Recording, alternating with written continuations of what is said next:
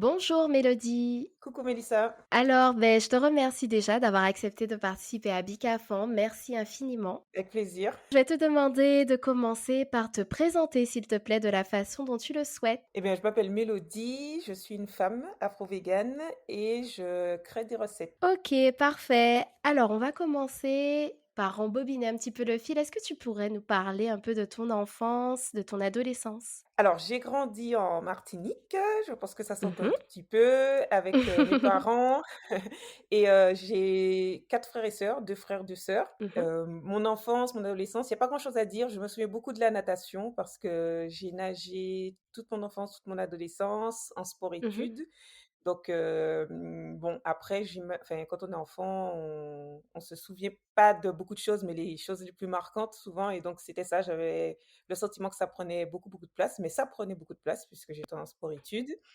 Et sinon, c'était une enfance quand même plutôt insouciante. Alors évidemment, aux Antilles, il y a du colorisme, mais ça reste un endroit quand même privilégié pour grandir quand on est, une personne, racisée, spécifiquement une personne noire. Donc vraiment, je Mhm. dirais que c'était une enfance et une adolescence assez, insouciante. Alors, est-ce que tu peux revenir sur la notion justement de colorisme? Alors c'est tout simplement la petite sœur du racisme, Mhm, puisqu'on sait qu'on est dans une société qui est raciste, et où ben, en fait, le blanc, c'est, la norme, considéré comme étant la norme dans la société, et mhm, donc et le noir, c'est, considéré comme étant, beh, l'opposé du blanc, donc tout au fond, et avec, mhm. entre, les autres personnes, les autres races sociales, puisqu'on sait que la race n'existe pas, c'est vraiment juste, un concept, Sociologique. Mhm, exactement, quelque chose qui a été créé, dans notre mhm, société.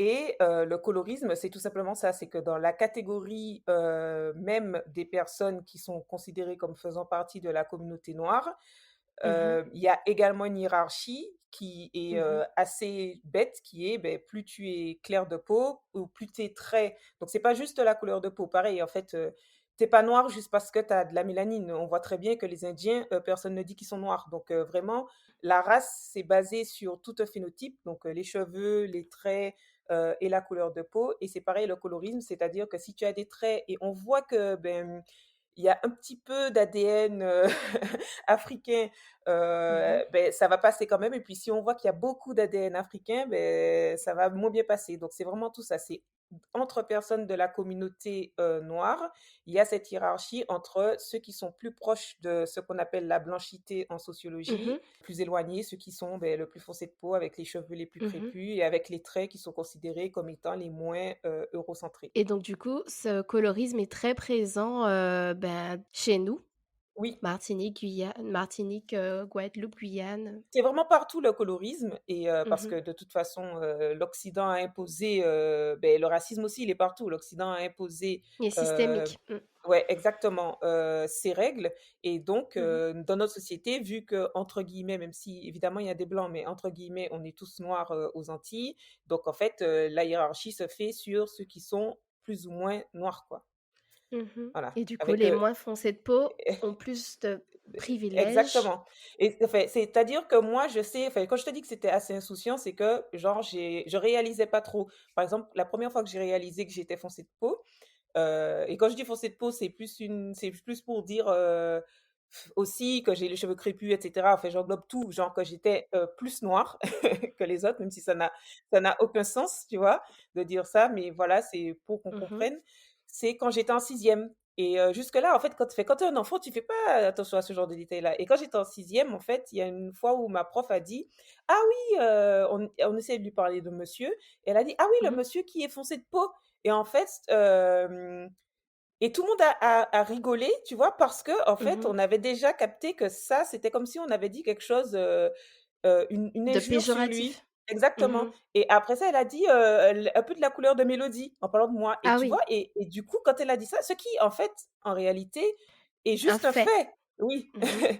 Mais n'empêche que tout le monde avait rigolé quand elle avait dit qu'il était foncé de peau, parce qu'on avait Mmh. tous capté que c'était un truc, beh, on avait associé, en fait, que toutes les conversations qu'il y avait eu à partir des gens qui sont foncés de peau, c'était toujours négatif. Et le Mmh. fait qu'elle m'associe à ça, je me suis sentie salie. Je me Mmh. suis vraiment alors que juste j'ai de la mélanine, quoi, tu vois? Et donc tu vois, c'est là que tu Mmh. te dis que c'est vraiment affreux. et que c'est quelque chose qu'on t'apprend parce qu'on avait déjà enregistré, ça et tellement pour moi c'était quelque chose de péjoratif, c'était impensable que je sois cette chose péjorative, Donc tu vois? finalement, tu étais dans le déni? C'est un colorisme qui est là, qui est latent et que mais comme Mmh. déjà tu as pas envie de le voir parce qu'on est tous, antillais et tout, Mmh. parce que tu as pas envie de le voir parce que bon, beh, forcément, c'est toi qui es au en désavantage dans ce colorisme. Tu as pas envie de te dire: «Ah super, je subis de la discrimination, trop cool» Mmh. et donc et puis tu vois, c'est facile de te dire: «Ah ça c'est arrivé» et puis après j'oublie quoi. Je Mmh. continue à vivre ma Sans vie, forcément faire de lien avec ça. exactement et puis tu sais, franchement, déjà à l'époque, on parlait pas trop de ça, mais quand tu es en 6e, tu es pas en train de te dire: «Ah oui, c'est du colorisme». Ouais. Donc voilà, ça pour dire que voilà, il y a eu des petits détails, mais c'est plus des choses qui sont arrivées, que j'ai imprimées et un petit peu oubliées et dont je me suis Mmh. souvenue après, en fait, Après. en pouvant mettre des mots, en fait, sur les choses qui sont arrivées. Mais ça restait, tu vois? Ou alors, je sais pas, quand j'étais en CM1, ma prof, elle était carrément, elle avait internalisé le racisme à un point où elle favorisait la seule blanche de la classe. Et pareil, en Mmh. fait, quand tu es en CM1, tu comprends pas que c'est parce que c'est du racisme internalisé et c'est que Mmh. plus tard, en fait, quand tu te rappelles de tous les moments où tu étais dans l'incompréhension de ce que tu subissais, que tu captes Mmh. que, ah ben c'est pour ça, en fait. Parce que Mmh. tu Mmh. ajoutes les briques une à une et que en C'est fait, ça. la seule Tu chose fais qui le reste puzzle et exactement.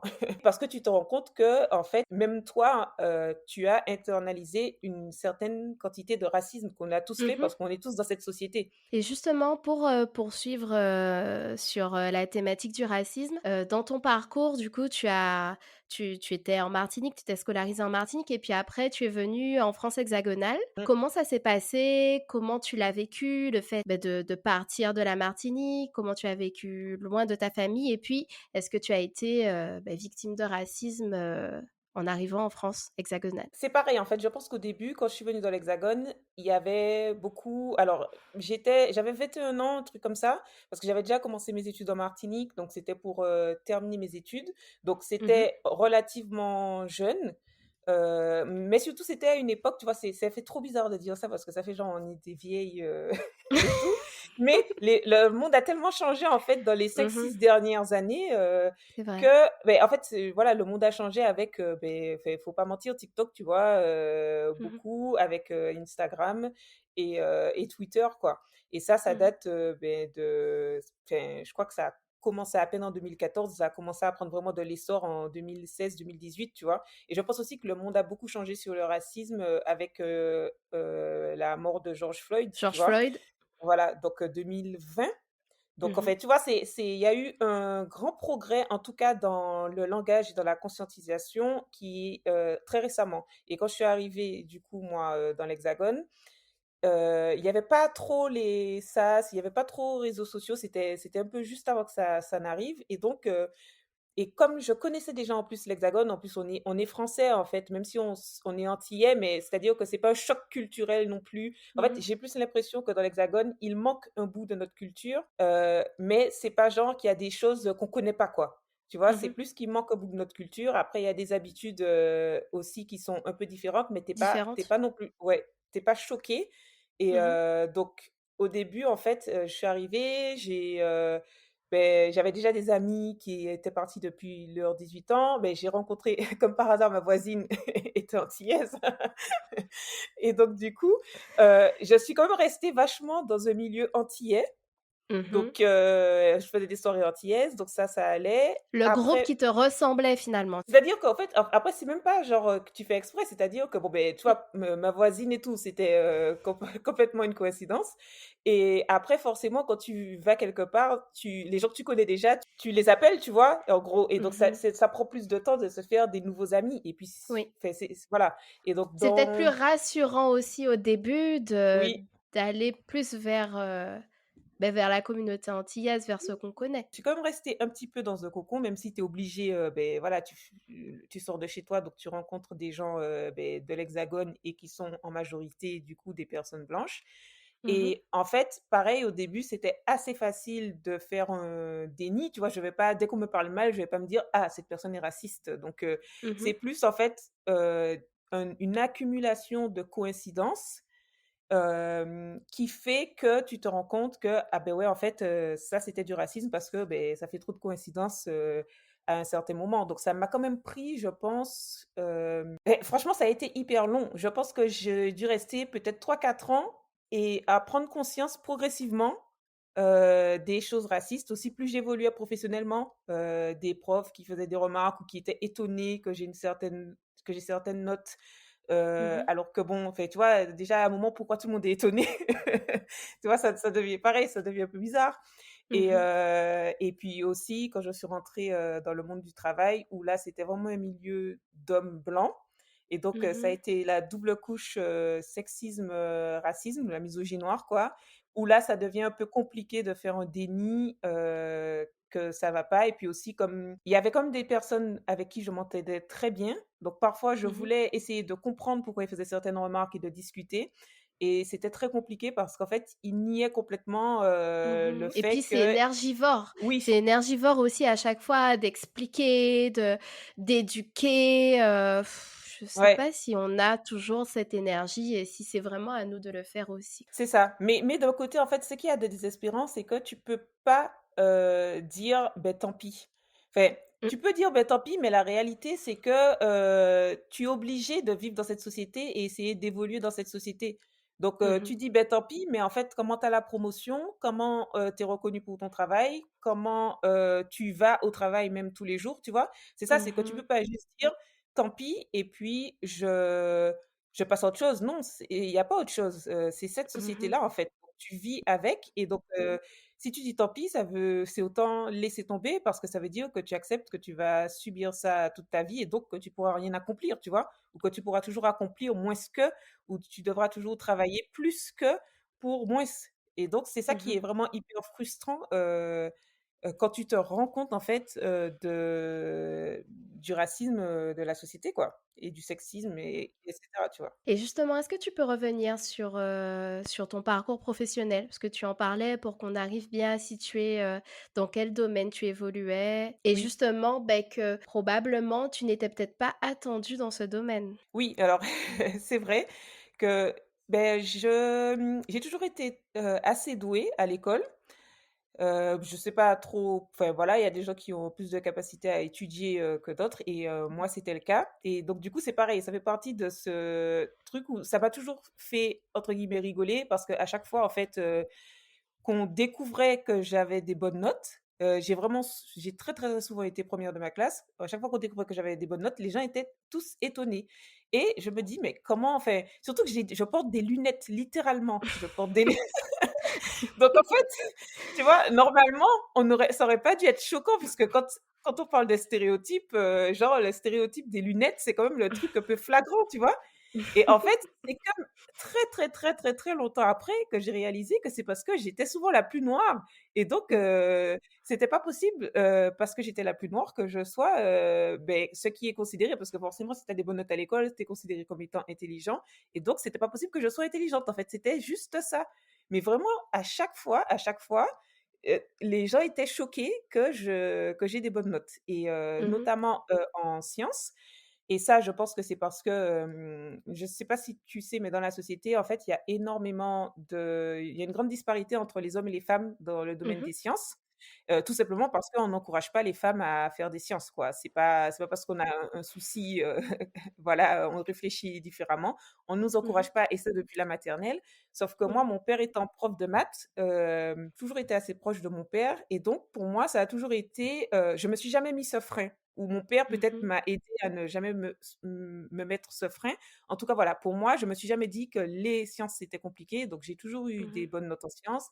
J'ai, fait, du coup, un cursus, scientifique, même si j'aimais pas ça. C'est ça qui est paradoxal, c'est que j'ai jamais trop aimé, mais Mmh. j'avais quand même, des bonnes notes et je pense que j'avais aussi cette envie de faire plaisir à mon père. Mmh. Parce que comme je te disais, j'avais fait de la natation, mais j'aimais pas non plus. La meuf n'a ja n'aime rien. Donc c'était un petit peu pour te conformer un peu à ses attentes probablement? C'est ça, ou ce que je pensais qu'il attendait de moi, tu Ou vois? ce Parce que que je tu pense pensais? voilà, parce que je Mmh. pense que enfin, je sais, parce que maintenant, bon, je suis adulte, on a discuté, que tout ce qu'il voulait, c'est qu'on ait une bonne vie, en fait, tout simplement. Mmh. Et c'est tout, en fait, il s'en fichait. Mais bon, voilà, donc quand tu es Mmh. petit tu penses parfois certaines choses, donc je pensais ça et donc j'ai fait, un cursus, scientifique, bac S. J'ai eu une mention très Mmh. bien, donc je me suis dit, comme je savais que je voulais faire quelque chose dans la création, mais je savais pas quoi, donc je me suis dit: «Bon, beh, en attendant, on continue». En fait, j'ai continué comme ça dans des études, scientifiques de maths spécifiquement. Mmh. Jusqu'à avoir un M2 en algèbre, mais parce que je voyais pas en fait, j'arrivais pas à me dire que je pouvais faire autre chose et j'avais fait une pause dans mes études pour réfléchir avant de venir de l'Hexagone et je suis du coup restée en Martinique en me disant: «Bon, ben voilà, je vais trouver un peu ma voie». J'ai persisté du coup, dans les études, scientifiques, j'ai fait donc EM2 en algèbre Mmh. et spécialisée dans la cryptologie. Mon stage de fin d'études dans une, boîte, beh, qui faisait de la cryptologie du coup et après ils m'ont Cryptologie, embauchée. c'est tout ce qui est, codage? En gros, c'est, vraiment tout ce qui est, chiffrement. Donc, si tu écris un message, pouvoir le chiffrer pour, Mmh. qu'il puisse, beh, ne pas être lu par, un espion, quoi. Donc voilà, c'était vraiment très, très, très, tu vois, un monde, quand on parle de ça, on voit des geeks, quoi et c'est un Mmh. peu ce qu'il y avait. Il y avait vraiment une majorité d'hommes, blancs et avec, un une tête de geek, des habits de geek, tout ce qui fait geek, quoi. Donc donc voilà, du coup, c'était et c'est un monde qui est très, très, très, très spécial, quoi. Mmh. Très fermé. Très fermé, puisqu'on pourrait croire que les geeks, tu sais, il y a un peu ce stéréotype, des geeks qui sont, gentils, mais pas du tout. C'est juste, une autre forme, de sexisme, en fait, Mmh. où et il y a un peu cette forme aussi de sexisme où ils font un peu les victimes, en mode, c'est des gentils gars, mais les femmes ne veulent pas d'eux, tu vois? Mmh. Mmh. Tu vois, c'est un peu ça le truc, qui fait comme si c'est pas du sexisme, mais ça en est aussi puisqu'il y a quand même un peu ce rejet et ce côté un peu, rejeter la faute, sur la femme. Enfin bon, c'est Mmh. des grands sujets, mais voilà, tout ça pour dire que c'est vraiment un parcours qui est très, il y avait pas d'autres femmes noires, quoi. C'est Mmh. voilà. Et du coup, après, tu as décidé de te changer totalement, de te reconvertir, C'est ça. Après, au de bout des 3 ans t'affranchir de tout. oui. Et c'est ça, en fait. Après, au bout des 3 ans, je me suis dit: «Bon, bah, en fait, là, c'est bon, le diplôme, il est là». Donc c'était aussi beaucoup l'époque où il faut un diplôme, quoi. Et je pense Mmh. aussi beaucoup quand on est antillais, parce que c'était enfin, c'est un peu normal puisque nos parents, nos grands-parents, c'était leur porte de sortie de la misère, puisqu'on n'est pas beaucoup de générations après l'esclavage et déjà même avoir accès à des études, c'est un truc extraordinaire, tu vois? Donc ensuite avoir ce Mmh. diplôme qui te permet de sortir de la misère et de pouvoir, avoir un statut social un peu, plus élevé, enfin, au moins vivre décemment. Donc Mmh. je me disais: «Bon, beh, c'est bon, j'ai eu le diplôme, j'ai travaillé, pendant 3 ans. Je sais maintenant que ça ne me plaît absolument pas, donc c'est maintenant ou jamais, en fait, pour faire autre chose». Et comme j'avais toujours aimé cuisiner, je me suis dit à ce moment-là, mon rêve, c'est quoi? C'est d'avoir un resto puisque pareil, là, on est à ce moment-là en 2016 et en 2016, c'est le début d'Instagram ou le début d'Instagram dans le sens où tu commences à voir des gens qui sont, créateurs de contenu, dans ce sens-là, en fait, le début des Mmh. créateurs de contenu. Donc pour moi, c'était pas, je vais être créatrice de contenu sur Instagram, pas du tout. C'était vraiment, je vais avoir mon resto puisque dans la cuisine, c'est que ce que tu peux faire, avoir ton resto. Mais comme ça demande beaucoup d'argent et cetera, en attendant je vais être prof parce que j'aurai plus de temps libre, mais au moins il y aura les vacances pour ça, pour travailler sur mon projet et en même Mmh. temps, je vais essayer de m'exercer pour s trouver ma cuisine et aussi voir si ça plaît aux gens en partageant sur Instagram des recettes. Donc c'était Mmh. ça, au début et au final, beh, j'ai commencé au bon moment par rapport à cette, à l'avancée des créateurs de contenu puisque, beh, petit à petit, les gens, ils ont suivi et c'est comme ça que les marques ont commencé à me contacter. C'est comme ça que je me suis dit: «Bah, en fait, c'est» enfin, on a vu que c'était un travail, en fait et que je me suis dit: «Bon, beh, c'est ce que j'ai envie de faire». Et donc du coup, tu as arrêté, poste de prof? J'étais léger, j'étais prof et mais au début, c'était forcément il faut quand tu as M2, tu peux être prof intérim, mais il fallait passer le concours. Donc dis-toi que j'ai quand même été jusqu'à faire l'écrit du concours. Donc j'ai D'accord. bossé pendant des mois Pendant des Mmh. mois, je faisais et Instagram et prof, remplaçante et je bossais sur, le CAPES. Heureusement, je me suis pas lancée dans la grecque, tu vois? Et Mmh. j'ai eu les écrits et au moment où il fallait aller aux oraux, je me suis dit: «Mais Mélodie, là, tu es en train de refaire comme avant. Mmh. De Tu sais que c'est» reproduire. exactement, c'est pas ce que tu Mmh. veux faire et tu t'obstines quand même à aller vers une voie parce que tu te dis: «C'est plus la sécurité» et cetera et cetera et j'ai dit: Mmh. «Stop, en fait, Et on là» rappelle que ton oui, père est prof, hein? c'est ça.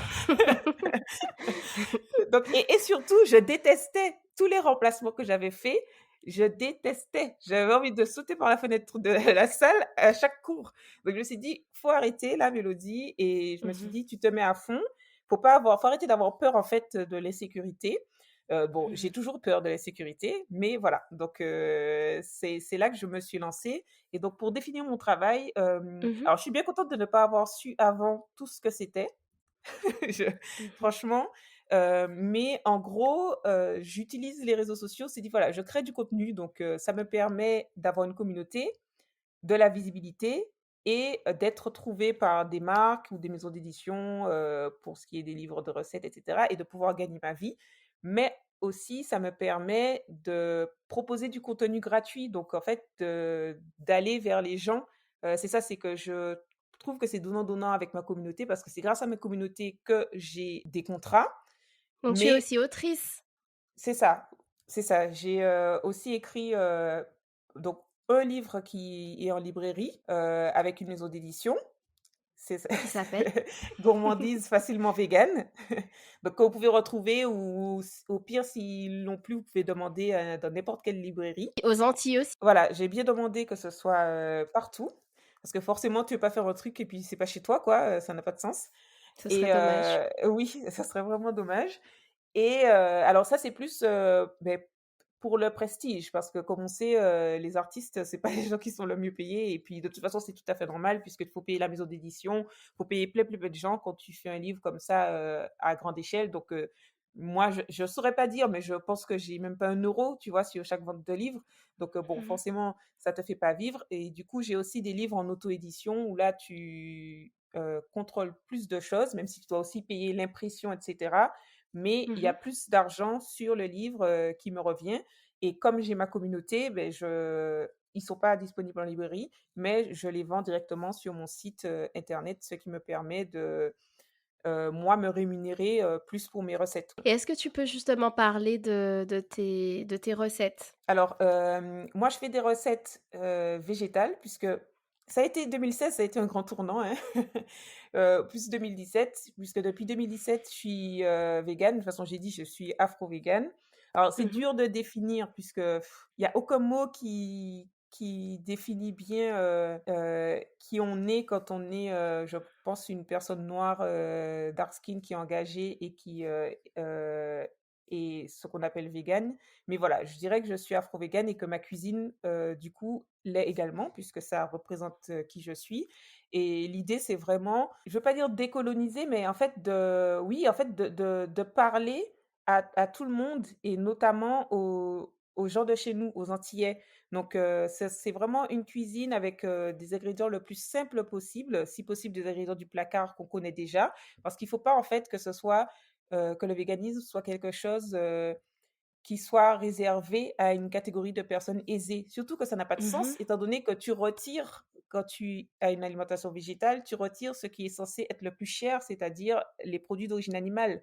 Donc Mmh. c'est vraiment très paradoxal que ça soit parfois plus cher de manger végétal que de manger, des produits d'origine animale. Donc voilà, c'est ça l'idée. Je veux que ça soit simple, que ce soit Mmh. accessible, mais que ce soit pour, aller acheter les ingrédients, que ce soit pour le faire parce qu'on sait et surtout nos populations aux Antilles que, ouais, on est des fois submergés, surbookés, on a vraiment une charge mentale qui est très, très, très élevée, donc on n'a pas le temps de se dire: «Ah mais ça, c'est une technique qu'il faut que j'apprenne, ça, c'est un ingrédient qu'il faut que j'aille chercher à Perpète-les-Ouates» et cetera. Et puis Donc il y voilà, a le côté onéreux aussi. c'est Mmh. ça. Donc j'essaie vraiment de faire en sorte alors c'est aussi compliqué dans le sens où, beh, je peux pas faire que des gâteaux avec, farine, sucre et puis huile, tu vois? Parce que bon, beh, à un moment, tous les gâteaux ont le même goût.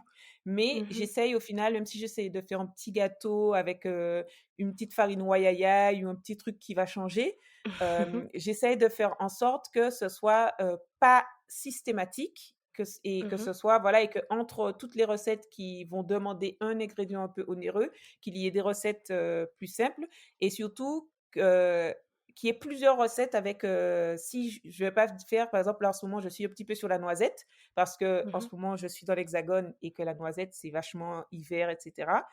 Mmh. Puisque c'est ça aussi, j'essaie de faire à chaque fois local, donc par rapport à là où je suis. Si je suis dans Bien l'Hexagone, je vais sûr, faire, par voilà. rapport à la saison. Mmh. Exactement, local et de saison. Donc là, en fait, aussi, il faut aller avec, l'hiver. Donc, j'ai fait quelques petites recettes à la châtaigne, mais tu vois, je vais pas faire genre un seul gâteau à la châtaigne parce que tu achètes le paquet de farine de châtaigne qui te coûte déjà cher. Il faut que tu Mmh. l'utilises, quand même jusqu'au bout. Donc j'essaye de pas mettre trop de farine de châtaigne dans le gâteau pour qu'on sente quand même la châtaigne, mais que ça soit pas un gâteau qui coûte, 1 000 000 parce qu'en fait, la farine de châtaigne, ça coûte cher. Mais Mmh. j'essaye aussi de proposer plusieurs recettes avec la farine de châtaigne, comme ça, tu sais que ton paquet, en fait, tu l'auras bien rentabilisé parce que tu auras fait plusieurs recettes, différentes et puis tu auras mis un petit peu à chaque fois de farine de châtaigne.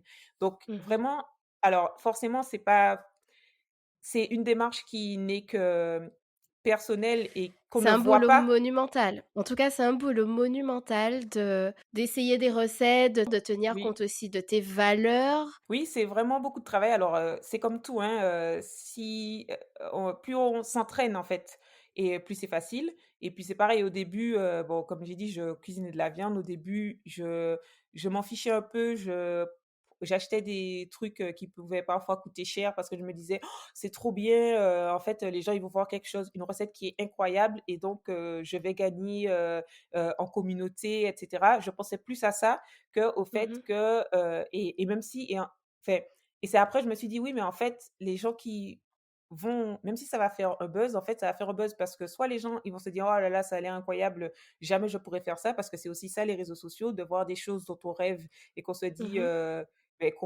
qu'on pourra jamais faire. Ou alors Mmh. des gens qui, vont s'intégrer à ma communauté parce qu'ils ont les moyens, tout simplement de s'acheter ce genre de choses. Mmh. Et je me suis dit et c'est ça en fait, est-ce que ce qui est plus important pour moi, c'est d'avoir une grosse communauté ou ce qui est le plus important pour moi, c'est, de parler à tout le monde et d'aller chercher tout le monde. Et il Mmh. y a aussi ce truc où tu peux pas non plus, vivre d'amour et d'eau fraîche. Donc à un moment, tu es quand même Mmh. obligé de faire, des choses qui te permettent de gagner ta vie. Donc c'est Bien un sûr. équilibre qui se prend au fil des mois, des années, au fil de l'expérience. Donc c'est moins difficile que ça en a l'air dans le sens où le travail, il a été étalé, mais c'est sûr que c'est pas facile, ça vient pas comme ça, quoi. Bien sûr, et du coup, tous les jours, pratiquement tous les jours, tu testes, de nouvelles recettes. Est-ce qu'on peut savoir qu'est-ce que tu en fais de tous ces gâteaux, tous ces est-ce que tu les manges ou est-ce que tu les offres à tes voisins ou je sais pas? Je suis Alors curieuse. alors ça dépend. En fait, ce que tu vois, par exemple, c'est toujours le rendu final. Donc Mmh mh. dis-toi que je teste, si c'est des biscuits, je teste juste 2 biscuits. Ça veut dire que ces 2 Mmh. biscuits, je vais les manger, pour le goûter, tu vois? Ou alors, si je teste le truc, on va manger à 2, le truc pour 2 personnes, tu vois? Voilà, ou Mmh. forcément, je sais pas, ça dépend si, par exemple, que je suis en Martinique, je vais tester pour, toute ma famille puisqu'il y a toute ma voilà. Mmh. Donc je teste en fonction des, personnes qui vont pouvoir manger et Mmh. après par contre, une fois que la recette elle est, aboutie, là je teste pour les réseaux parce que tu vois, tu peux pas montrer Mmh. 2 biscuits et dire en fait Bah oui. voilà. Mmh. Donc tu es obligé de faire au moins 6 7 biscuits et donc à ce Mmh. moment-là, quand je teste, pour 6 7 biscuits, je sais que, ben voilà, forcément ça va le jour où j'ai testé, ça va s'étaler genre le soir, après le dîner, il y aura un petit biscuit pendant toute la semaine. Ce qui me dérange Mmh. pas en fait, hein, au final, puisque j'aime bien tu vois, c'est toujours un petit biscuit, même si ça dure une semaine et ça me laisse le temps le lendemain de tester un tout petit gâteau dans un ramequin individuel, pour le Mmh. petit déjeuner, par exemple, tu vois? Donc c'est Mmh. ça, c'est Mmh. aussi pareil, tout un ajustement à faire pour, que les Mmh. tests, ne soient pas, pour pouvoir tester quand même au moins un truc tous les jours Mmh. et ne pas me laisser dépasser, parce que bon, ça au final, ça coûte cher donc déjà, tu as pas envie de Mmh. gaspiller tout court, Mais en plus, vu le coût là, en ce moment de la vie, tu pas envie de jeter Mmh. non plus quoi, donc Tout est une question d'équilibre, c'est toujours le mmh. produit final, que tu vois et que j'essaie d'ajuster en fonction aussi et fra oui, ça il m'arrive de donner à des amis, comme je t'ai dit, à ma famille, et cetera. Mmh. C'est voilà, pas encore les voisins parce que je veux pas qu'ils viennent frapper trop souvent, mais Faut pas leur donner de mauvaises habitudes. non. Et du coup, je voulais revenir un peu sur, l'afro-véganisme et sur, quand tu reviens justement en Martinique, quel est le regard de ta famille, de tes proches sur l'afro-véganisme? C'est vraiment super en fait, d'être végane antillais, je trouve. Parce Mmh mh. que enfin, déjà, on a cette communauté haïtale, tu vois, on n'est pas complètement en fait, c'est assez paradoxal parce que de côté, on est très attaché à la viande, mais de notre côté, on n'a pas oublié qu'une partie de notre culture était quand même végétale. Et tu Mmh. vois, à chaque fois que j'en parle, à des personnes, il y en a beaucoup d'ailleurs qui me disent: «Mais en fait, on a beaucoup découvert», enfin qui ont un peu décolonisé notre culture parce qu'on est antillais, ça veut dire que notre culture date de l'esclavage et Mmh. donc et elle n'a que quelques siècles et que d'ailleurs, dans ces siècles, la plupart des siècles, étaient des siècles d'esclavage. Même si on peut, Mmh. voilà, sommes-nous toujours dans cet esclavage? Voilà, Mmh. on peut en débattre, mais Mmh. néanmoins, officiellement, quand même, coup, quand on regarde bien, beh, d'où vient ce porc qu'on mange, à Noël, tu vois? Et en fait, tu comprends très bien que c'est parce que c'est la viande qu'on donnait aux esclaves et donc on en a fait on a sublimé le truc pour faire un Mmh. peu toutes les pièces de notre repas de Noël, mais en fait, ça devient compliqué de dire que c'est notre culture. Ce qui est notre culture, c'est les techniques qu'on a appliquées pour sublimer le porc, mais c'est pas le porc en lui-même. Et il y a beaucoup de gens, en fait, qui me parlent de ça, qui me disent, «Oui, on se rend compte de ça, la morue, il y a pas de morue dans nos mers. Ça sort d'où la morue?» Tu vois? Mmh. Mais ça Mmh. vient des de du temps de l'esclavage parce que le Portugal, c'est de là, en fait, qui quand tu vas au Portugal, ils ont plein de trucs avec la morue et c'est eux qui ont imposé ça et nous, on en a fait notre culture. Donc Mmh. les acras, de morue, beh, ça vient pas de nous. Donc on a énormément de techniques qu'on a gardées Mmh. de nos pays d'Afrique, des pays d'Afrique, d'où viennent, les personnes qui ont été réduites en esclavage et ça, il faut le garder. Ça, je continue à le garder, c'est-à-dire que tu retrouves, cette saveur et ces saveurs et cet esprit antillais dans ma cuisine, Mmh. mais sans les produits d'origine animale parce que, il y a énormément de populations africaines qui mangeaient pas ou peu de viande avant l'esclavage et la colonisation. Donc c'est ça, quand je parle d'afro-véganisme, franchement, soit les gens, ils sont, intéressés, soit ils Mmh. savent déjà, en fait, que de base, en fait, la culture afro est beaucoup plus végétale, d'ailleurs, énormément de cultures sont beaucoup plus végétales que la culture occidentale, en réalité. Quand on regarde bien, c'est vraiment très occidental de consommer autant de produits d'origine animale et même notre culture est très facile à végétaliser. Tu vois, le colombo, beh, tu prends du pois chiche, colombo de pois chiche, tu vois? Parce que la Mmh. viande, elle est même Mmh. pas mise au même moment, enfin, tu vois, tu fais d'abord roussir, tes graines, en fait. Tu vois que dans toutes C'est les ça, c'est techniques garder en fait, dans ta cuisine, tu gardes les mêmes process finalement, oui, en retirant, les produits d'origine animale. En gardant les épices, en gardant le voilà. c'est ça. En fait, il y a des petites choses à ajuster forcément puisque le pois chiche, tu vas pas Oui. le cuire comme la viande. Tu voilà, tu gardes les épices et puis tu gardes les techniques, le fait de faire roussir, de faire en sauce, tu vois, les haricots rouges, les lentilles, et cetera et c'est vrai que ça, du coup, c'est presque impossible à faire dans la cuisine, si tu regardes, par exemple, il y a beaucoup de crème dans la cuisine de l'Hexagone, surtout dans le nord.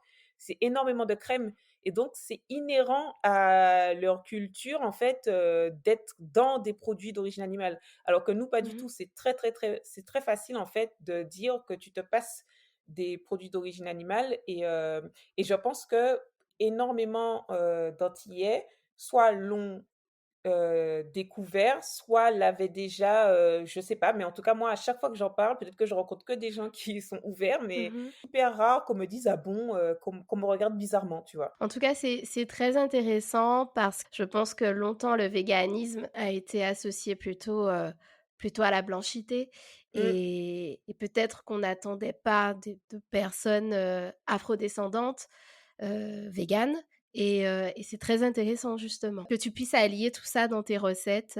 C'est ça. Justement, alors je voulais continuer sur toute autre chose. Je voulais, qu'on discute un petit peu de toi, qu'on revienne un petit peu à toi. Dans la société, est-ce que tu ressens alors quand je parle de la société, je parle, hein, en Martinique, en Guadeloupe, enfin voilà, chez nous.